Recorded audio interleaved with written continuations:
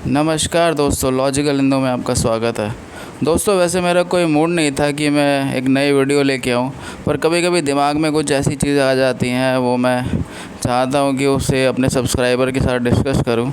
तो दोस्तों, ये जो वीडियो है आपको काफ़ी चौंका देने वाली है और काफ़ी शॉकिंग वीडियो है, और मेरी यही रिक्वेस्ट रहेगी कि आप इस वीडियो को एंड तक देखें। धन्यवाद।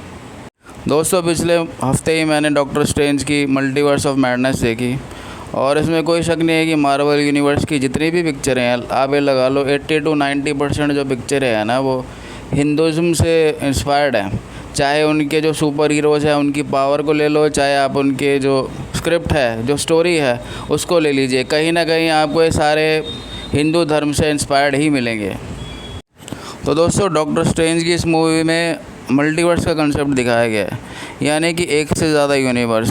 कहने का मतलब है कि एक से ज़्यादा ब्रह्मांड, यानी कि हम एक यूनिवर्स, जिस यूनिवर्स में रह रहे हैं वो खाली एक यूनिवर्स नहीं है, उसके साथ कई सारे यूनिवर्स, कई सारे ब्रह्मांड कोएग्जिस्ट करते हैं, और हर ब्रह्मांड में हमारी एक कॉपी है, चाहे वो जीवित रूप में है, चाहे वो मरे हुए के रूप में है।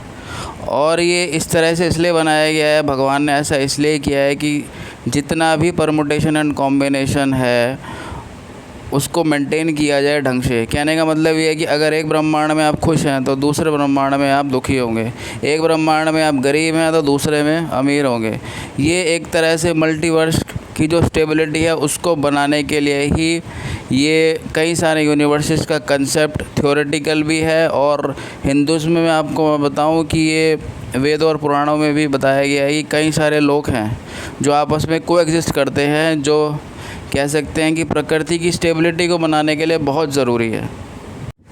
दोस्तों, जो नेचर को स्टेबल करने के लिए जो लॉज़ हैं, लॉज़ ऑफ नेचर जो हैं, आप ये लगा लीजिए कि जो भगवान है उसको भी फॉलो करना पड़ता है। भगवान भी उससे अछूता नहीं है। ये कुछ इस तरह से है कि आप जैसे ट्रैफिक में जा रहे हैं, जो ट्रैफिक रूल्स हैं वो सब पे लागू होते हैं। जैसे एक नॉर्मल बंदा है ट्रैफिक में, वो भी उसको फॉलो करना पड़ेगा, और जो ट्रैफिक वाला जो पुलिस वाला है, या फिर जो जज है, या फिर कह सकते हैं पार्लियामेंट का कोई बंदा है जो कानून बनाता है, उसको भी फॉलो करना ज़रूरी नहीं है। उसके लिए ऐसा नहीं है कि जो लॉज़ हैं उस पर एप्लीकेबल नहीं है। इसी तरह से जो लॉज़ ऑफ नेचर है वो गॉड पे भी एप्लीकेबल है, भगवान पे भी एप्लीकेबल है। वो मैं आपको इस वीडियो के एंड में बताऊँगा वो किस तरह से है।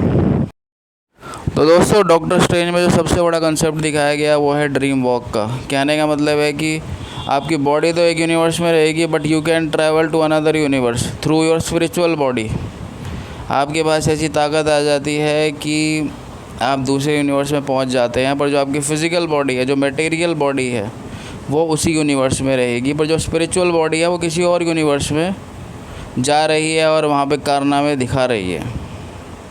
मैं बता दूं दोस्तों, ये जो कंसेप्ट है ये हमारे महाभारत, रामायण और ऋग्वेद में एक पर्टिकुलर नाम से बुलाया जाता है। इसको कहते हैं सूक्ष्म शरीर यात्रा। और ये जो इस तरह की यात्रा है, हमारे ऋषि मुनि और जो भगवान हैं वो अक्सर किया करते थे, एक लोक से दूसरे लोक में जाने के लिए। दोस्तों, अगर आपने रामानंद सागर की रामायण भी देखी होगी, जब राम और लक्ष्मण दीक्षा ले रहे होते हैं तो उनके जो गुरु हैं वो भी उनको सूक्ष्म शरीर यात्रा के बारे में बताते हैं, और उस टाइम भगवान जो हैं राम और लक्ष्मण, उनको भी थोड़ा झटका लगता है कि ऐसा भी कुछ कंसेप्ट है कि आप एक जगह बैठे हैं पर जो आपकी स्पिरिचुअल बॉडी है वो कहीं और मूव कर रही है। दोस्तों, डॉक्टर स्ट्रेंज में एक चीज़ दिखाई गई है, जब ड्रीम वॉक किया जाता है तो आप ये लगा लीजिए जैसे स्कारलेट विच ने ड्रीम वॉक किया अमेरिका को मारने के लिए, फिर डॉक्टर स्ट्रेंज ने ड्रीम वॉक किया वापस अपने यूनिवर्स में स्कारलेट विच को मारने के लिए। उसमें एक चीज़ दिखाई गई है कि उसमें बताया जाता है कि जो आपकी स्पिरिचुअल बॉडी ट्रैवल कर रही है वो एक थ्रेड से कनेक्टेड है आपकी फ़िज़िकल बॉडी से। ये कंसेप्ट जो है ये बिल्कुल सही है। हिंदू धर्म में भी जब सूक्ष्म शरीर यात्रा की बात की जाती है तो उसमें बताया जाता है कि जो आपकी बॉडी है, जो ध्यान लगा के बैठी है, और जो आपकी स्पिरिचुअल बॉडी जो मूव कर रही है, जो सूक्ष्म शरीर है जो वो मूव कर रहा है, वो दोनों एक कह सकते हैं एक बहुत ही स्पिरिचुअल थ्रेड से कनेक्ट होता है। और अगर दोस्तों ये थ्रेड टूट जाए तो जो आपकी स्पिरिचुअल बॉडी है, जो सूक्ष्म शरीर है ना, जहाँ पे है, जिस डायमेंशन में है, जिस यूनिवर्स में है, वो वहीं फंसा रह जाएगा पूरी, कह सकते हैं पूरी ज़िंदगी भर और अनंत सालों तक। पर डॉक्टर स्ट्रेंज में एक चीज़ गलत दिखाई गई है। उसमें जब आप ये लगा लीजिए, जब डॉक्टर स्ट्रेंज अपनी जो गर्लफ्रेंड है उसको ये कहता है कि जब मैं स्कारलेट विच से लड़ने जाऊँ, अगर मुझको कुछ होने लगे तो मेरे को जगा देना, मेरे को उठा लेना, मेरे को एक तरह से कहते हैं कि अगर मैं ध्यान में हूँ तो मेरा ध्यान भंग कर देना।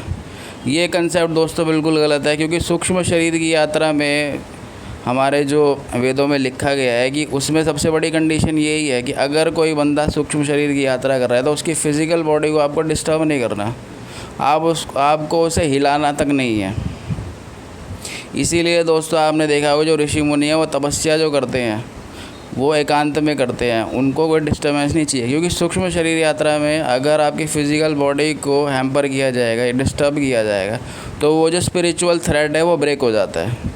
तो सबसे पहली कंडीशन ही यही है कि उस बंदे को नहीं हिलाना, वो वापस खुद अपनी बॉडी से खुद वापस आएगा अपनी बॉडी में अपनी शक्ति से, उसको हिलाकर जगाना नहीं है। उससे क्या होगा, जो स्पिरिचुअल थ्रेड है वो ब्रेक हो जाता है। दोस्तों मरने के बाद भी हमारे साथ कुछ ऐसा ही होता है, हम भी सूक्ष्म शरीर की यात्रा करते हैं, पर दोस्तों अंतर यही होता है कि उस टाइम जो होता है ना, फिज़िकल बॉडी और जो सूक्ष्म शरीर है उसके बीच में कोई थ्रेड नहीं होता, वो थ्रेड ब्रेक हुआ होता है। क्योंकि अगर वो थ्रेड ब्रेक नहीं होगा ना तो जो बंदा है जो सूक्ष्म शरीर की यात्रा कर रहा है वो वापस आ जाता है।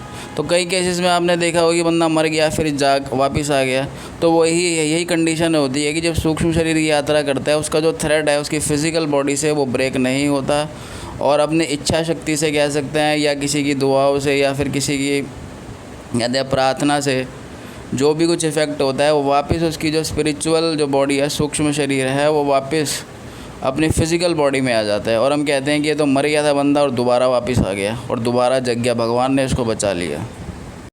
एक सवाल मन में ये आता है कि सूक्ष्म शरीर की यात्रा आप कहाँ तक कर सकते हैं, कितनी लंबी दूरी तक कर सकते हैं। दोस्तों ये डिपेंड करता है उस योगी पे, उस सिद्ध महापुरुष पे, कि उसने अपनी सिद्धि कहाँ तक पा रखी है, उसकी स्पिरिचुअल पावर कितनी है, एक शहर से दूसरे शहर तक है, या फिर एक ब्रह्मांड से दूसरे ब्रह्मांड में है, या फिर एक डायमेंशन से दूसरे डायमेंशन में है। हम सब जानते हैं कि भगवान से बड़ा कोई योगी नहीं है, शिव से बड़ा कोई योगी नहीं है, इसलिए भगवान एक डायमेंशन से लेके दूसरे डायमेंशन या हायर डायमेंशन कहीं भी ट्रैवल कर सकते हैं। और सबसे बड़ी जो सूक्ष्म शरीर की यात्रा है, जो सबसे लंबी की सूक्ष्म शरीर की यात्रा है, वो भगवान ही कर सकते हैं। तो दोस्तों मैं आशा करता हूँ आपको ये वीडियो पसंद आई होगी। हमारे चैनल को सब्सक्राइब कीजिए। धन्यवाद।